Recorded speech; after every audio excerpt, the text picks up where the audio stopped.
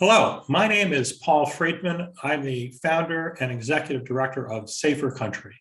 And I'm really pleased tonight to have as part of our conversation, Judd Ehrlich and Fred Guttenberg. Judd is the director of The Price of Freedom, an outstanding documentary on the NRA and attitudes towards guns in our country. It's currently showing on HBO Max. And Fred, of course, lost his daughter Jamie in the Parkland tragedy in 2018, February. And he has been a leading activist on gun safety ever since. Before we move forward into our full conversation, though, I do want to make mention that my background is that I'm a lawyer. I've worked on Capitol Hill, I've worked for nonprofits, and in 2016, I became the executive director of the VTV Family Outreach Foundation, which is the nonprofit founded by the families of the victims of the Virginia Tech mass shooting. And I took that opportunity to work with that group, not because I lost someone in Virginia Tech, but I did lose someone many years earlier. I lost a great aunt to a bullet when there was a criminal invasion of her hotel room in Florida just a week after I'd had lunch with her. It was very tragic. And sort of as a side note, she was the sister of Sam Friedman, who was my uncle, but also Sam is known as being featured in the movie Marshall, story about Sam being the attorney that prevented an injustice towards a Black man who was falsely arrested of attempted murder and rape back in 1940. So before we get into this conversation, we only have an hour, so we have a lot to talk about. I did want to break some news for Safer Country, and I'll just read that here. I'm really pleased about it. As a result of efforts initiated and worked on by Safer Country, on Monday, December 13th, the Fairfax County, Virginia government will be launching a red flag public awareness campaign. It's based upon the passage of Virginia's 2020 Emergency Substantial Risk Order law. For this law to be as effective as possible, the public must participate in it. For that reason, our tentative slogan is "Prevent a Gun Tragedy, Speak Up." Safer Country hopes that this campaign will get the word out and be an example for local and state governments. And now we want to just take a quick overview of what we'll be talking about tonight. We want to, of course, discuss how Judd decided to get involved in this documentary and how Fred became involved in it, what the response has been from the NRA, given recent lawsuits and other information about secret tapes that have become available. We want to get our guests' thoughts on the future of the NRA. We also have a Supreme Court case that's just been heard, and what the impact of that will be on the future is also of critical concern. And finally, The Price of Freedom shows how the NRA used myths about conquering the West, fantasies about people being heroes. And of course, we all know about the line, "It takes a good guy with a gun to stop a bad guy with a gun." Really want to find out how they feel about the effectiveness of those narratives and how and whether or not they think a counter narrative can be developed to try to work against those narratives. So let's start it out. Let's not waste any more time to get to our special guest. Thank you again, gentlemen, for being here. And Judd, let's start with you. How did you decide to take on such a controversial and complicated documentary? Why did you do it?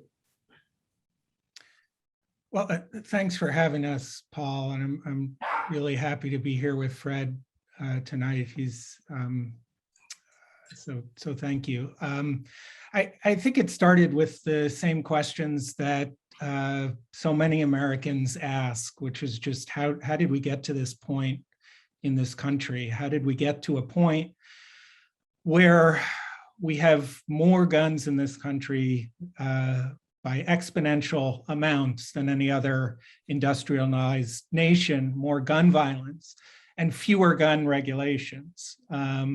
when in fact, gun owners and non-gun owners alike want common sense gun reform. How did we get to this point? And I think, you just scratch the surface and the roads start to lead to the National Rifle Association.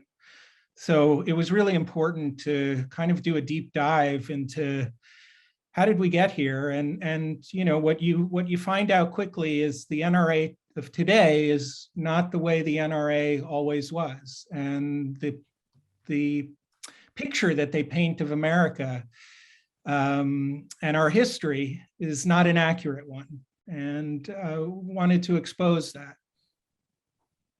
And Fred, how did you get involved in being part of this documentary? Well, I was asked. Listen, my daughter and my son were both a part of the Parkland school shooting. I think everyone knows my daughter died that day, but my son was on the phone with me when the bullets were being shot and he could hear it. And since the day that this happened to my family, I've been on a mission to do something about gun violence.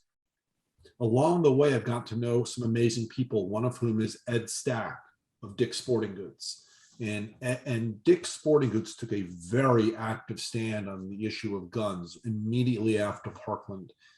And Ed was involved with this film, and he reached out to me and asked if I would be willing to participate. And I'll tell you both this, Judd, you probably haven't heard me say this before.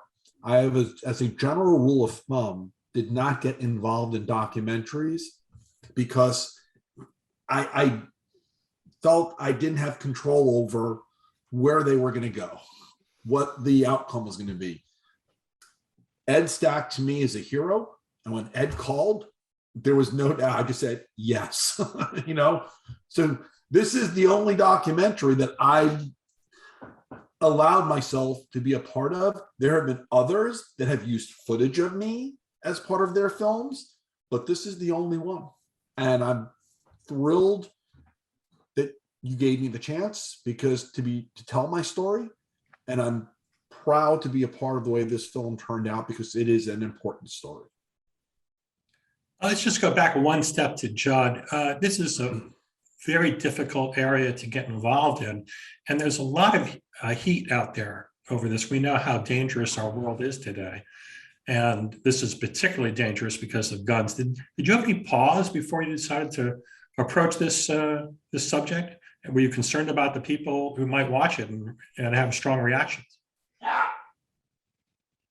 Not really.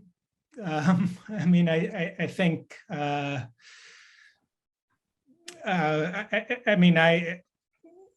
I think is the answer. I think that. I think I would say too that when you see the film, and I would encourage people to if they have HBO Max or have a friend or can get a password, see the film. But I think that we let people on all sides of this issue have their say, and people can, I think, walk away from this film with different takeaways. And we have a former president of the NRA, current board member David Keene, who is interviewed. We give him a lot of airtime, a lot of opportunity to speak and make his case, make his best case for why the NRA should exist. And we allow him to have that time. That doesn't mean that when he is wrong, the film does not counter that narrative, but he's allowed to make that case. And so I think people on all sides of this issue, I hope, will be able to see this film and watch it and come away with something from it. I mean, it's so important also to know, and Fred talks about this a lot, that there's a difference between gun owners, there's a difference between NRA members and the NRA leadership, and the small percentage of NRA members that are really the most extreme. And they don't represent Americans. They don't represent gun owners. They don't even represent the NRA members. So, you know, people, you know, I hope that NRA members watch this film. I hope gun owners watch this film. And I hope they come away understanding the history of the NRA. I mean, Paul, we talked about before we went on air here that today is the 150th anniversary of the National Rifle Association's founding. And the National Rifle Association has not only gaslit the American public on American history, they've gaslit the American public on their own history. And so they don't want people to know that they have not been staunch defenders of the Second Amendment since their founding, a civil rights organization since their founding. That's not the reality. This all changed in a coup in 1977.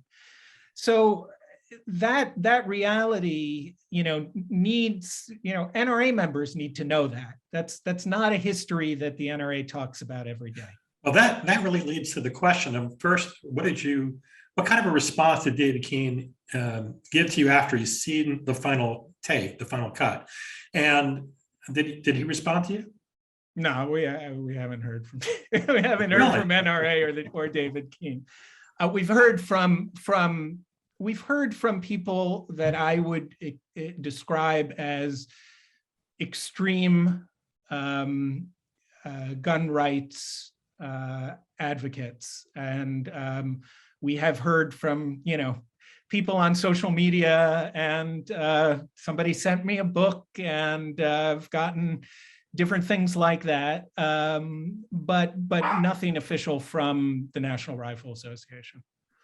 That's interesting. And Fred, what kind of response have you received so far from your appearance, or from people commenting about this documentary too? You know, listen, I first things first, I got to go back to the 150-year birthday, because this film matters so much with relation to that comment, because this film points out the reality that the majority of our country's history, excuse me, was as a gun safety country. The NRA's history was not one that people would recognize now. That started, as Judd said, in 1977 in a coup. But to be clear, that coup was executed by somebody who was a convicted murderer, and nobody knew it because he changed his name. Okay, that's who turned the NRA into the entity that it is now. So what is the reaction then that I get? Listen, I get a lot of positive reaction for the work that I do from across the country every single day. I also get people who send me nasty stuff. I got it in relation to this film. I get it in relation to the other things that I do.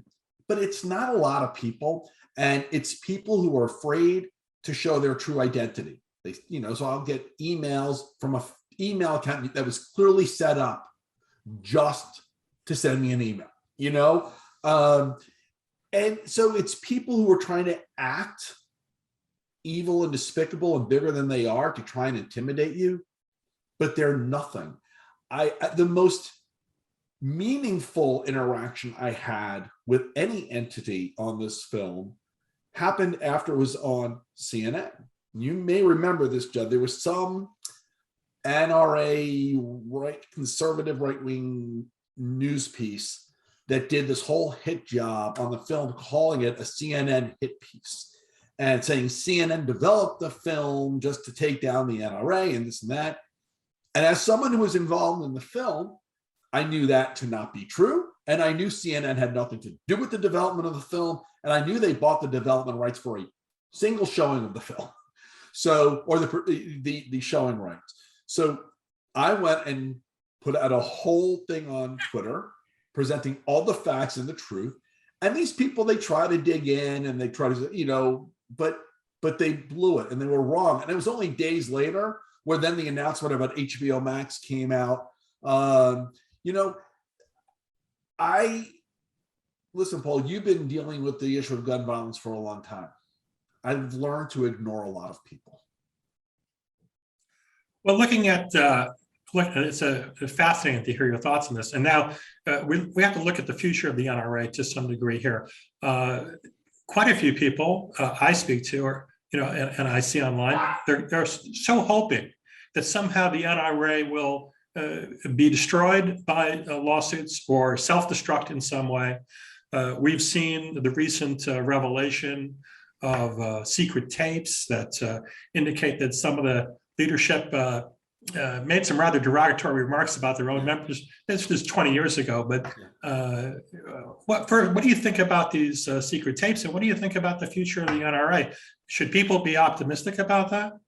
So the secret tapes, listen, that was just the NRA being who they are. Nobody should be surprised. That's who they are. It's what we've always tried to say. And, the tapes came out, and it just was further proof of who they are. They are an evil entity that serves no purpose now other than to help sell guns and ammunition, and to really, unfortunately, part of selling guns and ammunition is creating fear, inciting violence, and inciting chaos. And so they live to do that as well. That is who they are. Now, do I think the NRA people should be optimistic? As long as they exist, I give them no space. I think as long as they exist, they are dangerous. The one of the lines in the film that makes me shake every day is when David Keene said, every time someone counts the NRA out, they're wrong. They come right on back stronger than before. As long as they exist, they can cause trouble. And we're seeing it, because let's not forget, while they're in trouble now for, by the way, ripping off their members, that's why they're in trouble. It's not because of, the work that they do. It's because they stole from their membership. While they're in trouble now, the work that they've done the past bunch of years to refocus on litigation versus legislative victories scares the daylights out of me, because it really gets back to what David Keene said.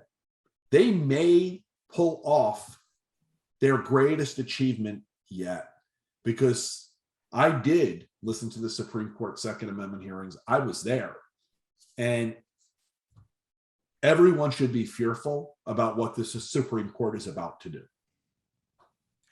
Well, let's get to that briefly, because clearly the court is now 6-3 in a conservative balance.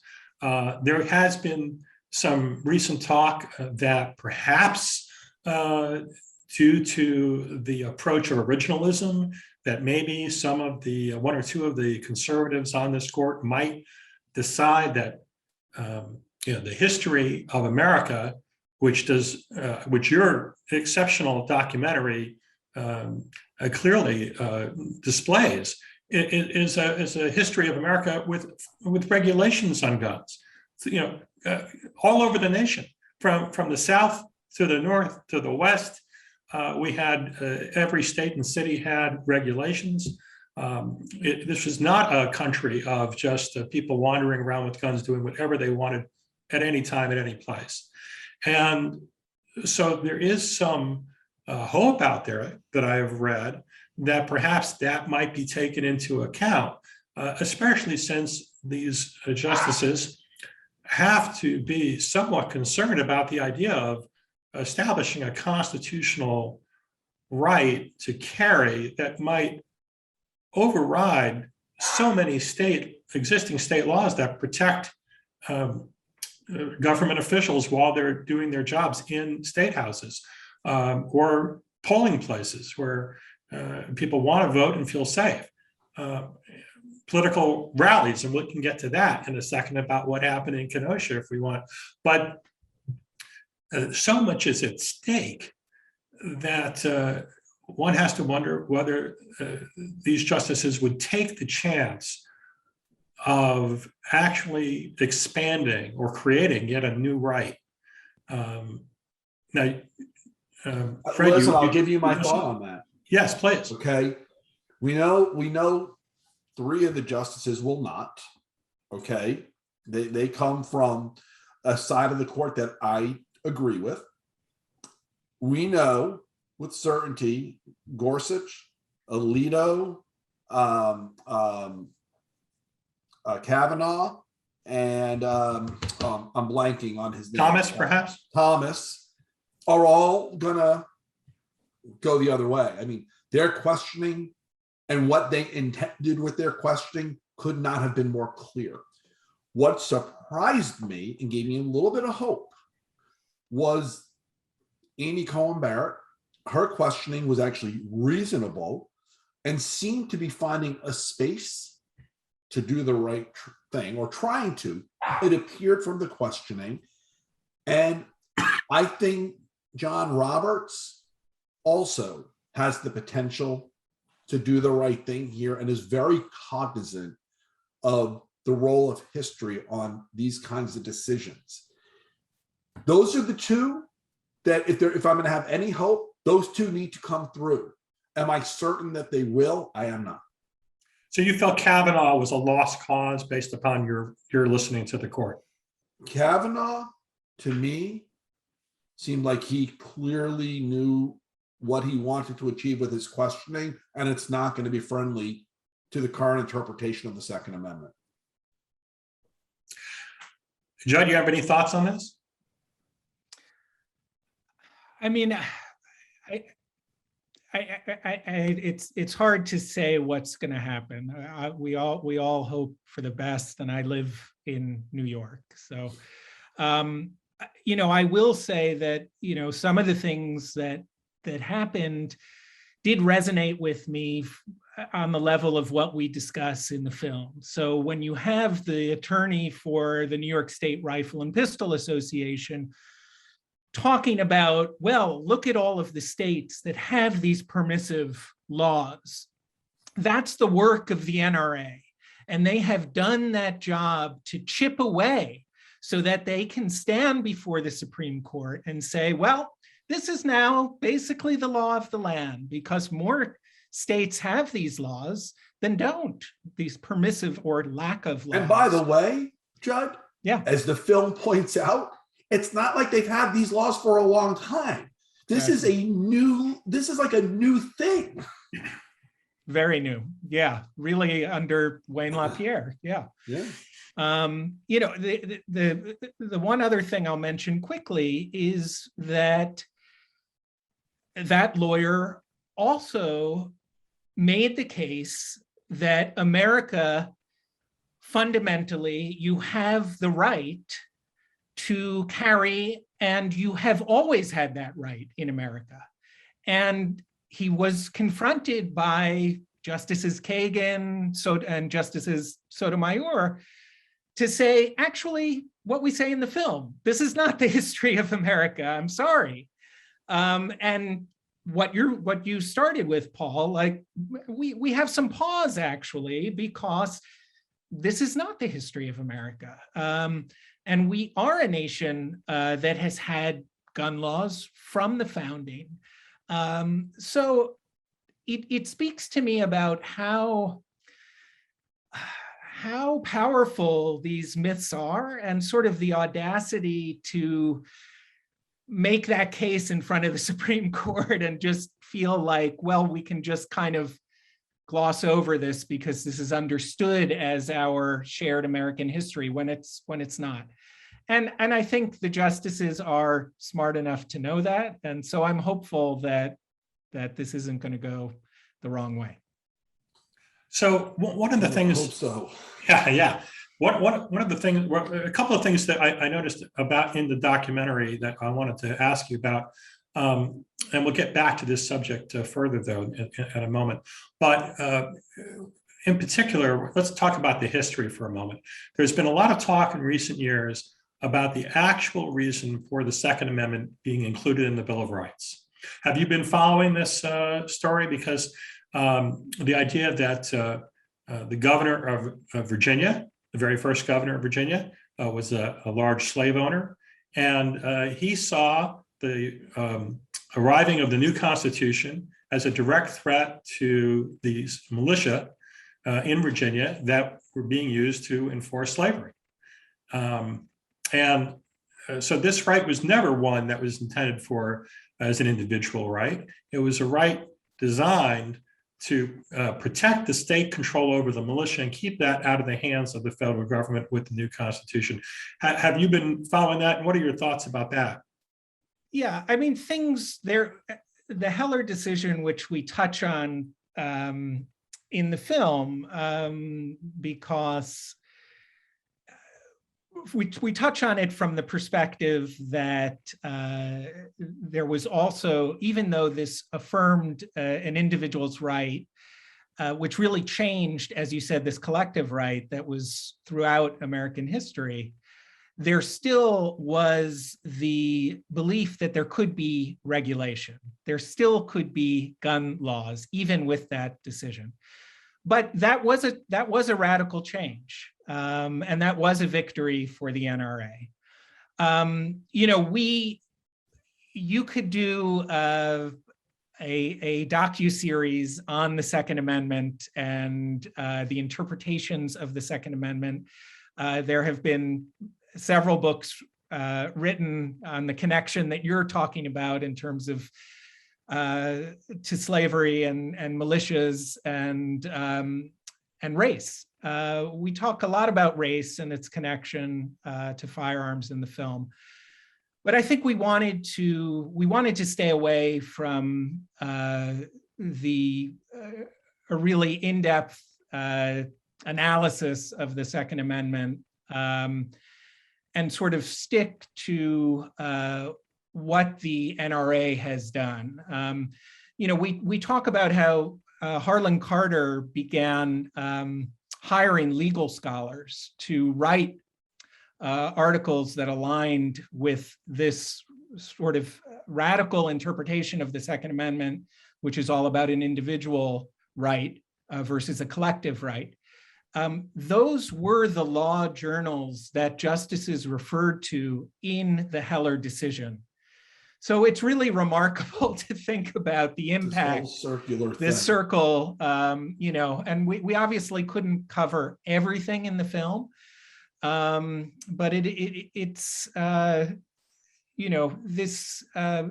things that the NRA, it really just goes back to sort of the central thesis of the film, which is that the NRA has gaslit the nation with a lot of myths about this country, about the NRA, about guns and what they mean. And that's what we try to peel back in the film. Well, it's a remarkable story of public relations manipulation by the NRA to have completely taken an amendment in the Constitution and reworked it so that people believed it means something that it never was meant to believe, and that the Supreme Court itself never interpreted it to mean for most of the time of our nation's history. And yet they were able to do that, and they did it, as you say, with I think very intriguingly that you're bringing forward the information about how they actually created these law journals and law articles in order to create a history that didn't exist for the courts to glom onto. But they also did it with phrases like a good guy with a gun can stop a bad guy with a gun. And I think it's safe to say that we know that, when someone buys a gun to protect their home and then they turn it on their wife and kids, that's not a good guy, and there's no good guy standing there waiting to protect them. And when we had people go into schools and shoot there with an AR-15 and body armor, there is no one who's going to be able to stand up in that room, even if you arm teachers, and be able to protect us there. And we could go on. I mean, people who commit, we just had a suicide. Go ahead. The good guy with the gun. Yeah. That phrase to me is more despicable than the NRA tapes, because, and again, the film shows this brilliantly. After Sandy Hook, I don't remember how many days it was, Judd. I think, was it 4 days after Sandy Hook when Wayne LaPierre came out? I think it was Wayne a week, LaPierre yeah. came out and in essence blamed the victims of Sandy Hook for politicizing their tragedy 4 days earlier because they were speaking out, and then said, we have been respectfully silent, but we won't be silent anymore. Nothing beats a bad guy with a gun, but a good guy with a gun. And basically 4 days after Sandy Hook, started making the case that, I don't know, I guess maybe had the elementary school kids been armed, I mean, I'm being facetious, but he started making the case for having armed people in schools. It started 4 days after Sandy Hook. That to me is actually worse than the NRA tapes. Well, absolutely. And the idea that we could possibly establish a military force at every school in America designed to prevent someone with an AR-15 coming through. There's a great deal of talk about putting up devices to check whether people have guns as they're coming into schools. But what we saw and certainly in Parkland, I believe the shooter there pulled the fire alarm to drive people out of the school. And once you're out of the school, whatever protections you might have in the school, with all the design that people have been talking about since, you're vulnerable once again. Well, so there are no safe places, right? What he did is he pulled a fire alarm to pull people out of the classrooms. Okay, they got shot in the hallways, and many who realized what was going on and were hiding out in classrooms. People weren't shot outside of the building. He did, when he got to the third floor, attempt to use his gun to shoot out the windows. It was his intention to shoot all of the people outside as they were running away. It was hurricane-proof, shatterproof glass. His gun didn't break the glass, thank God, or he would have killed a lot more. Yeah. And so my point ultimately is that this concept is so it's so painful that they should be able to get away with this phrase, and yet so many people have bought into this phrase. Why do you think it's been so effective? Do either of you have a sense of that? Because listen, it gets back to this whole circular thing that they've brilliantly done. They have created a level of fear that they've created an environment that in order to sell guns, there needs to be fear. And in order for people to believe your safety is to protect yourself, you need a gun, because only the bad guys now have the guns. Only the bad guys. Now, it's not true, okay? But if they have you believing only the bad guys have guns, and the only way for you to protect yourself as a good guy is to have a gun, then you out and buy a gun. And they've done that so brilliantly over the years. I mean, heck, when I was growing up, we just didn't think that way. People would use their fists and things to settle things. The NRA replaced fists with guns.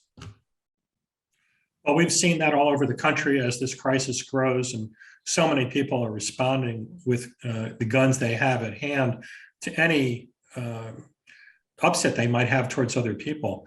There was a fascinating piece in today's Washington Post about a couple in Adams Morgan who, very liberal couple who had never believed in shooting, never believed in guns, but they began to become a little concerned about the nature of our society, and they decided to buy 2 guns to protect themselves.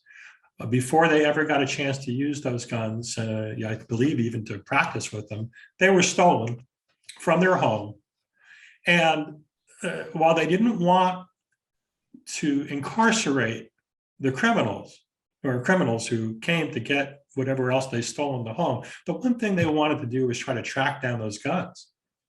And what's fascinating is in the article, it talks about how 380,000 guns are stolen every year. Yeah. And yet we don't have a federal law requiring people to report stolen or lost guns. And there are only 15 states and the District of Columbia where that's required. And so they certainly did it. They reached out, they actually tracked down the criminals. And I don't know if they actually recovered the guns, but they tried their very best to do so. But that's how powerful this concept is, that people without any training, people who are not inclined to buy a gun, actually went out and bought guns and have learned a very harsh lesson as a result. And didn't properly secure them, and more than likely would have been the victim of violence from that gun than ever able to defend themselves with that gun. You know, the reality is, and I forget the exact number, but it's about 9 out of 10 crimes with a gun are done with a gun that the person committing the crime does not own. They're either stolen or trafficked some other way.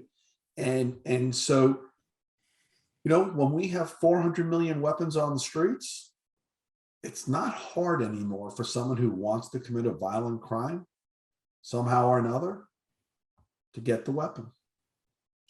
And yet now we have even a greater problem beyond just straw purchases, as we saw in Kenosha, or thefts of existing weapons. We have the creation of all new weapons that are nearly untrackable or untrackable.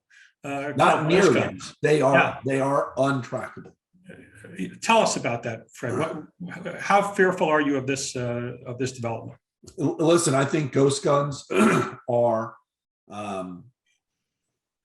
something that have really changed the conversation on how to reduce gun violence, and in a really frightening way, because it makes it possible for prohibited purchasers, for people who intend violence, for people who can't get a gun in the normal means, to just go online, order the components, and quickly put it together.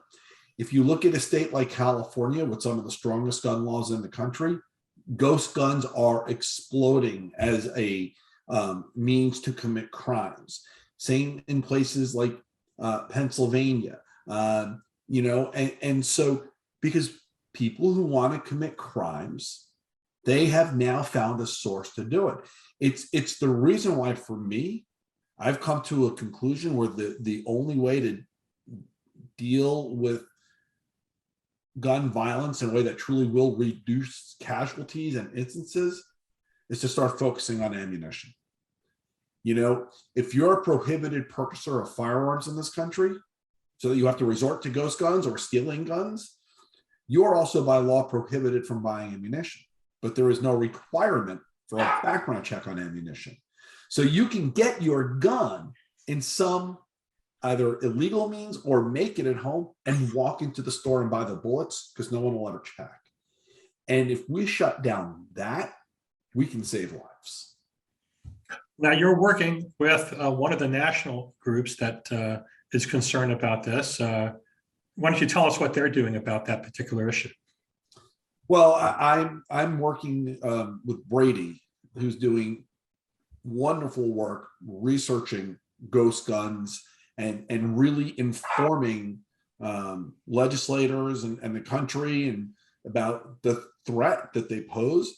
They're also doing tremendous work on safe storage. They call it EFF, End Family Fire, and educating and making sure people know what it means to be a responsible gun owner and what locking your weapons up is, and how to do it successfully so that your child in your home doesn't get their hands on it, or so that some criminal doesn't get their hands on it.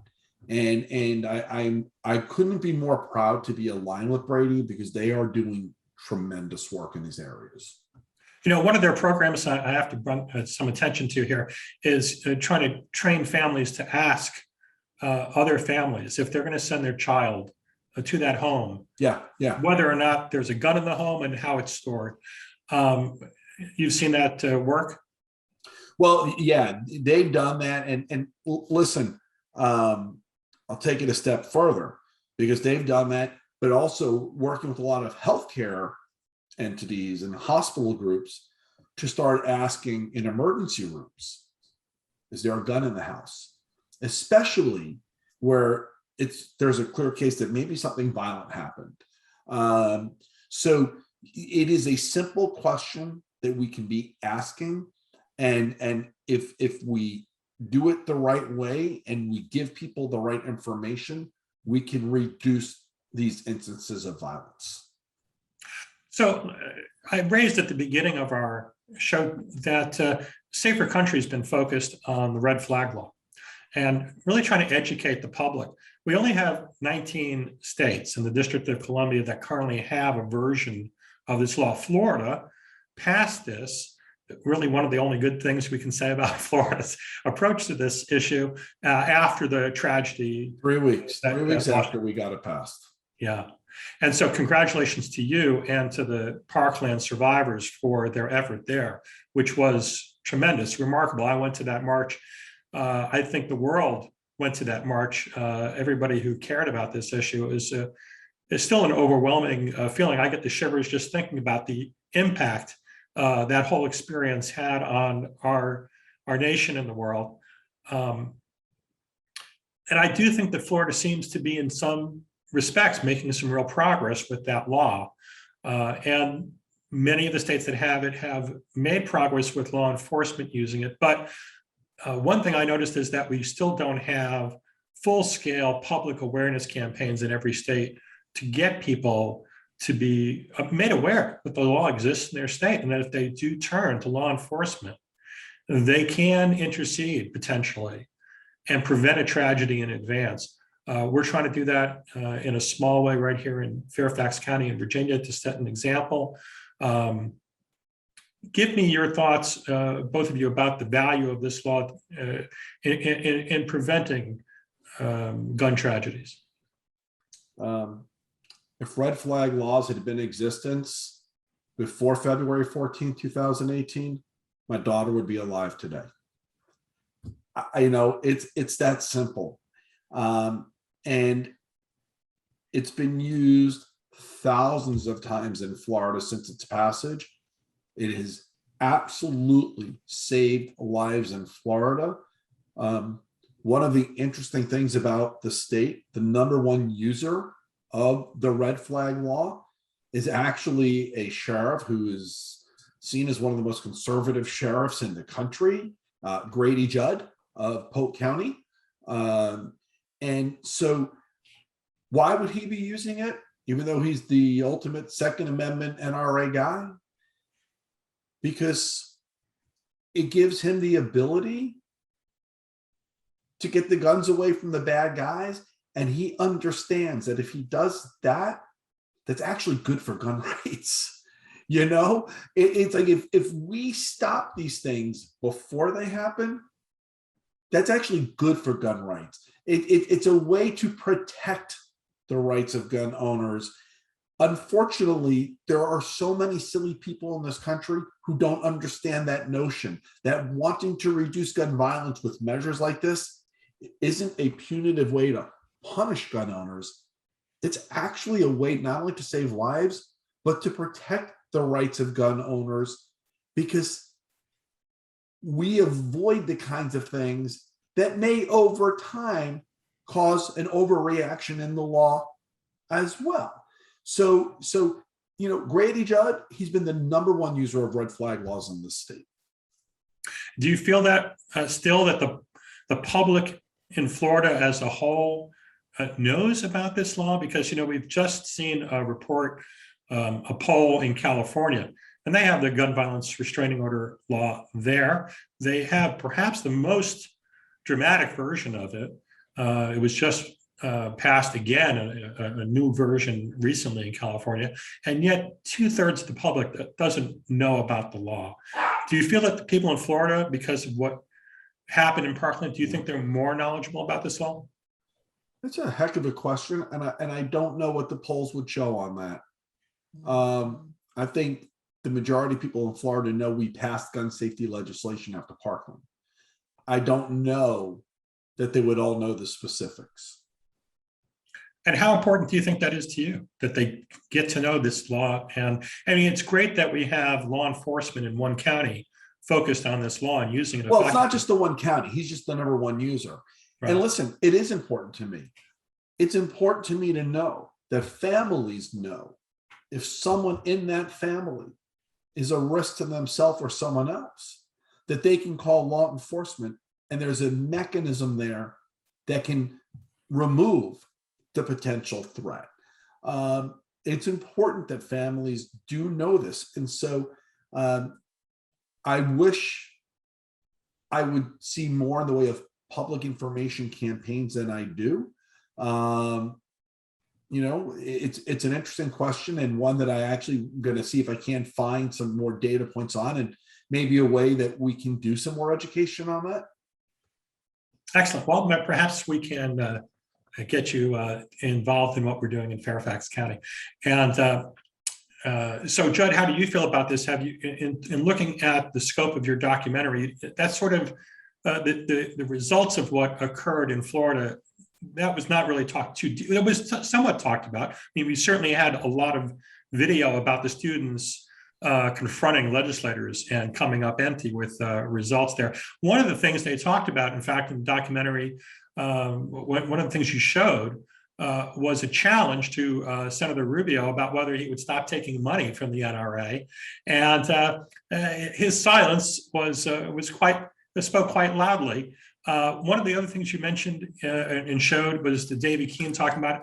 He's saying that the industry was not something that was funding the NRA or benefiting too much from the NRA. Did you look into that more carefully to see whether or not a lot of people believe that what the NRA does is primarily to help promote the manufacturers and the sale of guns? That's their whole agenda. What did you feel from looking at the documentary that you created? Yeah, well, I mean, I'll say, just going back to extreme risk protection orders, I mean, as Fred said, this is such a simple no-brainer that could have prevented the tragedy in Parkland and countless other tragedies. This is a law that Republicans and Democrats agree on. That even, and I'm sure that Fred has had this experience in private meetings with legislators, where they will say, yeah, absolutely. I mean, who would disagree with something like this? What are the grounds? But it's because the NRA has moved the conversation so far to this no compromise position that any law, even if it's about safe storage, you know, I've seen the NRA go after in state legislatures just a public awareness campaign about safe storage. And they're supposed to be for gun safety. But because it would be supported by state government, somehow then it's nefarious. Then we need to go after it. That's the first step to confiscation, registration, and the taking away of all Second Amendment rights. Any law, whether it's ERPA, whether it's safe storage, whether it's anything, is somehow going to lead to the confiscation of my firearm. No one is saying that. No one is saying that, but they've been so effective at drilling that narrative, drilling that fear into folks. That's the narrative that has to be counterbalanced. I mean, there are so many people in the film we don't even identify as gun owners. They're gun owners. And yet here they are speaking honestly, candidly about the NRA and about how to prevent gun violence. It doesn't, you know, gun owner, non-gun owner, that's not the dividing line. The dividing line is the extremists who push this issue and have convinced people that the camps are all or nothing. And that's absolutely right. The majority of Americans are closer than we think, because we've all been indoctrinated by this mythology, and because the voices of the people who, send these anonymous emails are louder and take up more oxygen than all of the millions of folks in the middle on this issue. And those are the people we have to start listening to and paying attention to. And while they've been selling this all or nothing approach and using this phrasing, the slippery slope, if we do one thing, they're going for everything. The truth is, since 1977, we've been on the slippery slope. Because while they have been throwing that language at us, they've been chipping away at gun laws. They've been making it more dangerous. So we've been on the slippery slope.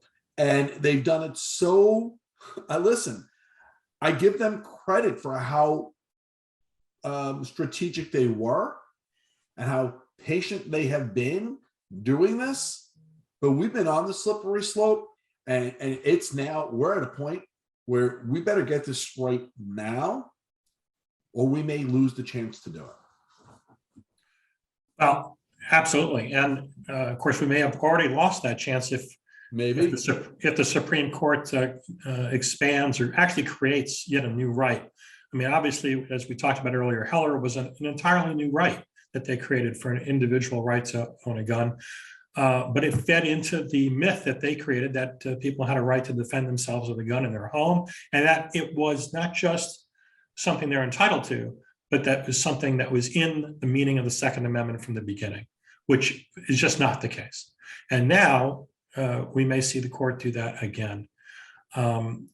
So we're at a very big disadvantage at the moment. And of course, part of this, the effect of this myth is what we saw in Kenosha. And I would like to get your response to this, because we've seen now a number of instances. We have the Georgia trial going on as well, of people who feel that they can take their weapons, take their guns, track down people, go out and use them as they will, because they think they're doing the right thing. And they think they're heroes.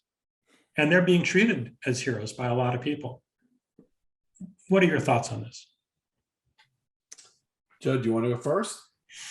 Sure. I mean, we touch on Kenosha in the film, and it's just, we're here in 2021 in this country. We are dealing with watching these two trials simultaneously going on that deal with this intersection of vigilantism, race in America, this feeling that really is the natural progression of good guy with a gun, of saying, who is the good guy with a gun in this country? Kyle Rittenhouse felt that he had the right and the duty to leave his state and police an area, that where people were protesting, Black Lives Matter protesters were in the wake of a police shooting. And in both those cases, the defendants are pleading self-defense. So it's we talk about in the film that the foundation for this type of gun violence in this country was really laid by the rhetoric of the National Rifle Association, which really led up to the insurrection on January 6th as well. And, Fred knows all too well that we did our interview for this film on January 6th, which is sort of the ultimate irony. And we were talking about these issues as the siege and insurrection was happening at the Capitol, which was pretty surreal. But we didn't know it. Right. Okay. During the interview, okay, they were asking me questions about where this all goes and this intersection of guns and these hate groups and the rhetoric from the administration. We were having a conversation about it leading to a potential threat to our democracy before Biden took office. We were literally talking about the risk of violence on our Capitol in our interview without knowing, as we were talking about it, that it was actually happening, because all of our phones were in another room to avoid distracting us. And I'll never forget when the interview ended that day, and I went and I got my phone, and I'm like, guys, have any of you looked at your phones yet? And you're like, no, why? I'm like, remember that whole conversation about a threat to our democracy? It's happening right now. I mean, it was crazy. And it wasn't as if we didn't have precursor events to telegraph what was going to happen on January 6th. It was predictable, and so was the next one. We had in January 20th, the previous year, in Virginia, in Richmond, on Martin Luther King Day, we had groups that annually protest on behalf of gun safety, afraid to go to do that because of the gathering of people with weapons, and people were arrested who were planning an attack. And of course, after that, we had the incident with the threat on the governor of Michigan and her life, which may not be, I think it's fair to say, in this country was not taken seriously enough. No, listen, there's no doubt there'll be another one, and it may look a little different. It may be more spread out over multiple state capitals at once, but there's no doubt there's another one coming. Before we run out of time, I got to say something on Rittenhouse. Please. Because he is a murderer. He was an underage kid who used a gun that didn't belong to him, who was driven by his mother to a place that he said he was going to defend, but was never asked to defend, okay? Walking around in the middle of this peaceful march with an AR-15 and then saying he had to defend himself. He went there to incite. He did incite, and multiple people died as a result. I cut that murderer zero slack. And unfortunately, and this is where the history of race comes into play, looking at the behavior of that judge, it is very concerning the direction that he has pointed this trial. I think there's some question about whether his mother actually drove him there, but I think there's no question that he was able to pay his friend to purchase a gun through a store purchase, had that AR-15 available to him. He claimed to want to protect a particular business, but he left the location of that business and dropped the fire extinguisher that he claimed he wanted to use. Correct. To fight fires. And the business never asked him to be there. Yeah, that's it. So this fantasy in his mind carried him through this entire experience, and he won't be the last. If he's not convicted of something, he will not be the last to do this. And I think we all have to be on guard about that. Absolutely. Well, we are approaching the end of our hour. I want to thank you both so much for taking this time to talk about this incredible story, this important issue, and of course, The Price of Freedom, which is an exceptional documentary which must be seen on HBO Max, where you can find it, or any other way you can get to it. It's really important. And I want to mention, of course, that to support Safer Country, you can find us at safercountry.org. We are based in Alexandria. We are a nonprofit. Donations are tax deductible. And together we can create a safer country. We all have to do our part. And so before we go, Judd, Fred, tell me anything you'd like to share about what you're doing next, or what you're doing in connection with this that you'd like to share with folks today. I'll just say this: nothing matters more than voting to solve this issue right now, and voting for gun safety candidates means you're also voting for candidates who most likely understood January 6th was a problem. You're voting for candidates who most likely want to deliver on things that matter to you in so many other ways. So my hope is that when we roll into 2022, people put at the top of their list of qualifications, is this a gun safety candidate? Because if they are, they're likely someone who also wants to defend your right to choose, who believed in the infrastructure bill, who wants to get to the bottom of January 6th, okay? Who doesn't want to incite violence in our government institutions. Gun safety candidates probably agree with you on a whole lot of other things, and they want to save your life. They want to do the right thing. So, and I might add fair election processes to make sure that the votes that are cast are actually counted and accepted, which are really maybe the most critical thing to save our democracy. And Judd, do you have any final thoughts? I mean, I think Fred said it perfectly. And I think, you know, the hope is that the sea change that began after Parkland, where candidates started to run explicitly on a gun safety platform, not run away from the gun issue, but really embrace it. And we saw success with that. And my hope is that we continue to see success with that. The one other thing I'll bring up very quickly, going back to the very beginning, are the legal issues that the NRA is having right now. And just very recently, Giffords brought an important case against the NRA that has to do with campaign finance and has to do with their funding going back to 2014. Various candidates, ultimately Donald Trump, and funneling money into his campaign, which we talk about in the film. And, you know, if you care about this issue at all, you have to get out there and do something, because the other side is doing it and they've done it for decades. Absolutely. And so it has to be matched on the other side.